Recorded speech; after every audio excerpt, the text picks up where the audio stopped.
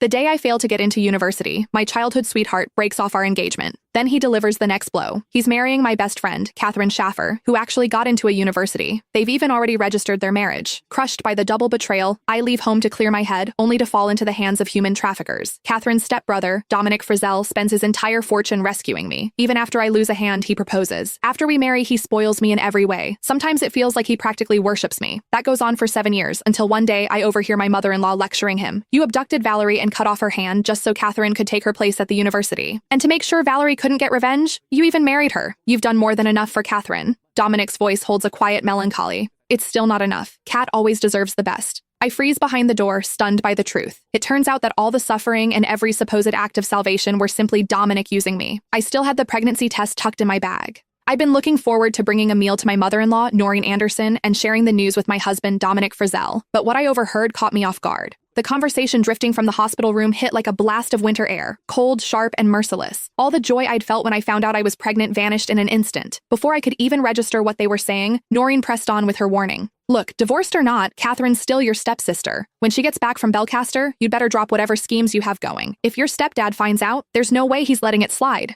She continued. Right now, you should be thinking about having a kid with Valerie. That's what really matters. Dominic stayed silent. Noreen, clearly frustrated, let out a sharp cough. A few minutes later, Dominic finally spoke, his tone hesitant. It was almost like he was giving in. Don't worry, I'll keep my word. I only see Kat as a sister, but I'm not ready for kids yet. We'll talk about it later. Before his words had even settled, his younger sister, Lucy Frizzell, jumped in. Mom, don't pressure Nick. Who'd want their kid to have a disabled mother? I never liked Nick marrying Valerie anyway. They're completely wrong for each other. Dominic shot back instantly. Lucy, you don't get to talk about Val like that. Still bristling from the scolding, Lucy muttered, I'm just telling the truth. How could some housewife like Valerie ever compare to Kat? If Dad hadn't forced you two apart back then, Kat would already be my sister-in-law, and your future kid would have a mom who's a professor. Her words lit a spark of anger in Dominic's eyes. That's enough, he barked. Valerie is your sister-in-law. Show her some respect. Lucy shrank back immediately, silenced by his anger. It seemed like the whole Frizzell family knew the truth, except me. I was the only one left in the dark. Anger coursed through me, making my whole body tremble. I could barely keep the thermos steady in my hands. Footsteps echoed from the other side of the door, and I instinctively stepped away. Distracted, I collided head-on with a nurse wheeling a medicine cart. Before I could steady myself, a pair of hands pulled me into an embrace I knew all too well. Dominic scanned me anxiously, checking for any sign of injury.